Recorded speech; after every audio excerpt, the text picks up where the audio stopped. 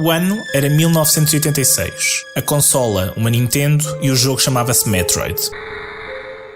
Samus Aran era a protagonista, uma caçadora de prémios do planeta K2L. Uma personagem levemente baseada na Tenente Ellen Ripley dos filmes Alien. We sat down there on company orders to get this thing, which destroyed my crew and your expensive ship. The analysis team, which went over the lifeboat centimeter by centimeter, found no physical evidence of the creature you described. Good.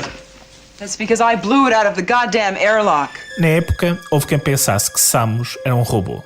Ela vestia um fato espacial que lhe tapava o corpo todo. Foi já perto do final do jogo, quando o capacete se abriu, que os jogadores descobriram que dentro do fato estava uma mulher. Há 34 anos, fez-se história nos videojogos. Nasceu uma das suas primeiras e mais importantes personagens femininas. Basta começarmos logo por aí, décadas de 80, temos logo o Metroid. Mas mesmo hoje em dia, por exemplo, temos jogos como The Last of Us, temos jogos como... mesmo dentro dos Final Fantasy, apesar de que possam não ser as protagonistas, como é o caso da Lightning, mesmo nos casos em que elas são as personagens secundárias, acho que são figuras de peso, não são aquelas tipo Princess Peach, por favor salvem-me. São personagens que adicionam à história e que realmente provam o seu valor e não estão ali só para aceitar e para fazer bibelô. Ana Costa tem 30 anos e trabalha numa agência de comunicação digital. Nos tempos livres é uma gamer, uma videojogadora. E como qualquer fã de um universo particular, conhece bem a sua história, como as personagens principais e os videojogos mudaram nas últimas décadas. Ana conhece, por isso também, a história de Samus Aran, a caçadora de prémios que abriu portas num universo então quase exclusivamente masculino.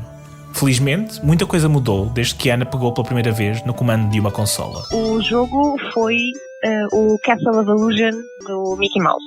E eu, na altura, gostava imenso da Disney. Não necessariamente os filmes, mas não sei se te lembras daqueles cómics que havia. E eu adorava particularmente os do Tio Patinhas, os do Pato Donald. Então pronto, quando vi um jogo em que eles estavam lá, eu fiquei, oh meu Deus, quero jogar, como é óbvio, eu não quero saber do Mickey, eu quero interagir com o Tio Patinhas. Pronto, foi um bocado por aí, aquilo cativou-me imenso. Uma criança que estava habituada a lidar com coisas mais palpáveis, com brinquedos mais palpáveis, que de repente vê-se fora da sua própria imaginação, a ter que construir as coisas na sua própria imaginação e vê-las refletidas num ecrã e poder participar e efetivar as escolhas que são feitas e vê-las a acontecer ao mesmo tempo, é fascinante. Ainda para mais numa altura em que isto não era muito comum. Então isso prendeu-me um bocadinho na altura que eu fiquei, eu quero mais, eu quero jogar mais. Isto é giro, porque eu ando com ele para a esquerda e ele vai para a esquerda, isto é espetacular. O fascínio que Ana recorda não desapareceu com o tempo, muito pelo contrário. A devoção, a experiência de ser outro, continua a fazê-la transcender barreiras. Por estes dias, a jovem anda a jogar Ghost of Tsushima, a história do último samurai na ilha de Tsushima durante a primeira invasão mongol do Japão no século XIII. Ainda não acabei com muita vergonha o Ghost of Tsushima, porque eu não quero que acabe, mas eu quando pego no jogo, que lá está, estou a protelar, eu sou Jin Sakai. Naquele momento é Ana, eu agora sou Jin Sakai, agora não se metam comigo que eu sou um samurai. Pronto. Agora é assim, se a próxima dia eu tenho uma katana na mão, só tenho aqui na PlayStation, mas eu tenho uma katana na mão. Portanto, cuidado. Há quase 20 anos, para ter uma consola, Ana Costa teve que insistir bastante com os pais. Antes de receber uma PlayStation 2 e gastar tardes a tirar a carta no jogo Gran Turismo, durante muito tempo teve que se contentar com os empréstimos de amigos ou primos. Eu acho que era mais porque eles associavam os videojogos a uma coisa mais de rapazes. Por exemplo, o meu primo teve consolas desde que saiu a primeira PlayStation. Mas eu, apesar de tudo, pronto, eles também olhavam para mim e pensavam, ok, se calhar ela quer mais brincar com bonecas, apesar de que eu gostava de jogar futebol. Vanessa Dias teve mais sorte que Ana Costa. O pai era gamer e nunca se preocupou com o que seria um brinquedo de menino ou menina. A consola que eu tive foi uma Nintendo 64.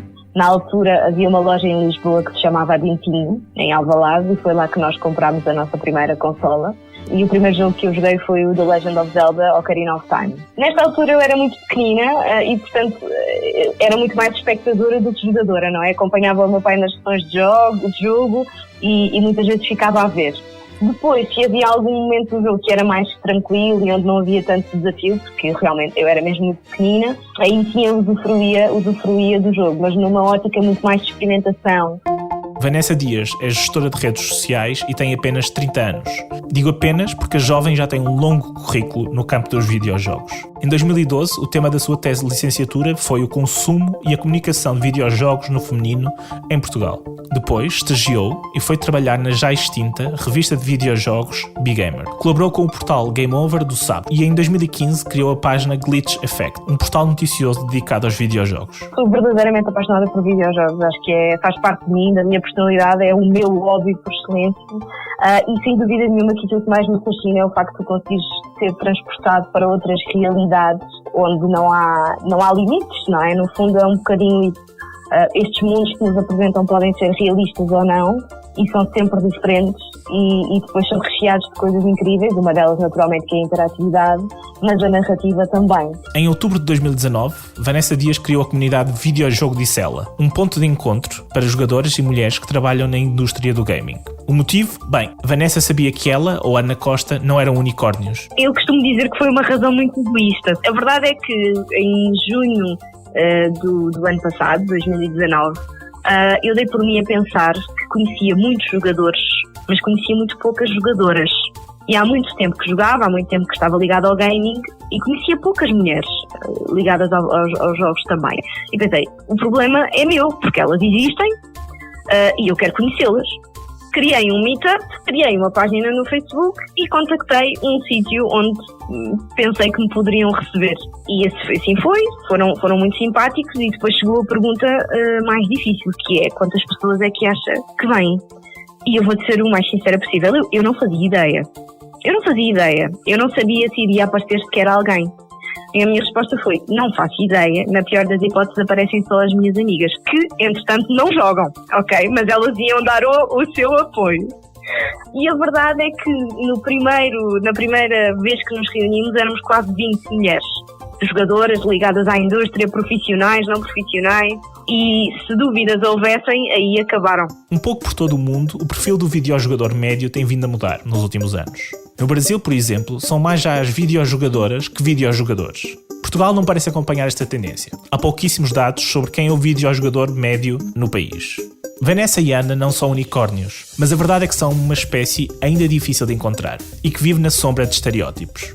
Aquilo que eu acho que é mais recorrente e mais curioso e que aconteceu muito com o videojogo Dissela, quando eu publiquei algumas fotografias dos meetups, foram algumas pessoas que me disseram, não do meio profissional, mas que me disseram, pois eu tinha ideia que uma jogadora, era diferente, não sabia que eram assim, por assim dizer, como se houvesse, não é como se houvesse enfim, o que é uma videojogadora, não é? Uma jogadora é, sei lá, tal como um jogador pode ser muitas coisas, uma jogadora também, somos todas diferentes umas das outras. E, portanto, nessa situação especialmente, ou quando me dizem a mim, mas não tens nada a ar de gamer, para mim é uma coisa estranhíssima, porque eu não sei o que é ter ar de gamer. Portanto, só nessas situações é que me sinto um bocadinho unicórnio, assim, quando está em cima da mesa o que é que parecer gamer, não sei o que é, não faço ideia. No mundo dos videojogos, como no laboral, há problemas de representação. Vanessa Dias dá um exemplo recente, o jogo Cyberpunk 2077, lançado em dezembro do ano passado. Eu acho que a máquina de marketing e a máquina comercial por trás dos videojogos continua a ter um impacto muito grande naquilo que são a escolha de ter um protagonista feminino ou masculino e, acima de tudo, a forma como depois o jogo é comercializado ou publicitado. Há várias polémicas sobre o posicionamento das personagens femininas nas capas em relação às masculinas, se estão incluídas ou não. O próprio Cyberpunk, por exemplo, agora tu podes ser o que tu quiseres, mas a verdade é que tudo o que é material promocional do jogo tem simplesmente um protagonista masculino, num jogo que te dá total liberdade na criação da personagem. E, portanto, acho que há um impacto ainda muito grande e uma influência muito grande daquilo que são os decisores a nível comercial. É inegável, em todo o caso, que a percepção dos decisores está a mudar. Os videojogos já deixaram de ser algo de nicho, uma fase da adolescência. Uma maior consciencialização de que isto é verdadeiramente uma coisa mainstream, que mesmo a senhora dona de casa se calhar joga um jogo qualquer no telemóvel e até pode jogar todos os dias, que o segurança do edifício, afinal, quando era novo, só jogava Halo e agora nas pausas do trabalho está a ver o Zorlac às 4 da manhã, portanto Eu acho que há uma maior consciencialização de que isto de facto é uma coisa global e é tão mainstream como a música, como o cinema, e que move muito dinheiro. Fala Ana Guerra, uma gamer de 25 anos, streamer no Twitch e que além disso trabalha numa agência de comunicação e conteúdos dedicada ao mercado do gaming e dos esportes. Estou na minha versão, como se isto fossem versões de evoluções de Super Saiyan, devo já ir na guerra 3 ou 4 no que toca a jogos, porque agora não só jogo muito, como trabalho nos videojogos e nos meus tempos livres tenho um hobby que é fazer stream no Twitch, que também está mega relacionado com os videojogos. Quão aficionada é Ana Guerra por videojogos? Deixa aqui uma prova. The Sims, sou uma grande, e era, agora já não tanto, grande jogadora de Sims, tenho. Isto é aquilo que eu digo para algumas pessoas, é parabéns, para outras é o escândalo, que é, tenho cerca de 64 horas na demo do Sims 4, que era só literalmente criar personagens. Então quando eu comecei a jogar já tinha as personagens todas prontas. Ana Guerra está numa posição privilegiada. É gamer, mas também está dentro da indústria. Conhece as suas virtudes, para onde está a evoluir e alguns dos seus velhos problemas. Vejamos o caso dos esportes. O desporto eletrónico, os esportes, são um espelho daquilo que é o desporto tradicional, de certa forma. Existem algumas diferenças e essas diferenças eu diria que são para melhor, mas ainda temos algo muito semelhante, ou seja, tal como no futebol, tens equipas femininas e equipas masculinas, mas as equipas masculinas têm muito maior popularidade e têm ordenados melhores e melhores oportunidades e participam em competições que são muito mais populares que as das mulheres. Nos esportes é um bocadinho igual, ok? Sobre este tema vale a pena ouvir Marta D7 Barreira. A jovem portuguesa tem 20 anos e joga Counter-Strike Global Offensive. Desde 2019, alinha pela equipa feminina espanhola da Vodafone Giants. Na Ibéria, mas principalmente em Portugal, é complicado chegar a ser profissional porque não há assim muito conhecimento, não é? Então, se não há muito conhecimento sobre esta indústria, também não suponho que não haja muito investimento. Então, se não há investimento, é um pouco complicado poder profissionalizar isto. No entanto, sim, é remunerado, mas não chega para uma pessoa viver. Portanto, ainda não cheguei a ser profissional, mas eu acredito que para aí caminho. A jovem atiradora lembra-se de ter 3, 4 anos e ver os tios a jogar Counter-Strike 1.6. Hoje é ela que domina, mas nem ela escapa aos preconceitos. Eu penso que nunca fui prejudicada por ser mulher, porque eu acho que, como eu sou jogadora, eu preciso ter os mesmos feitos e méritos que um rapaz tem. Porque este jogo é assim, eu se quero jogar a um nível alto, eu tenho que ter esse nível.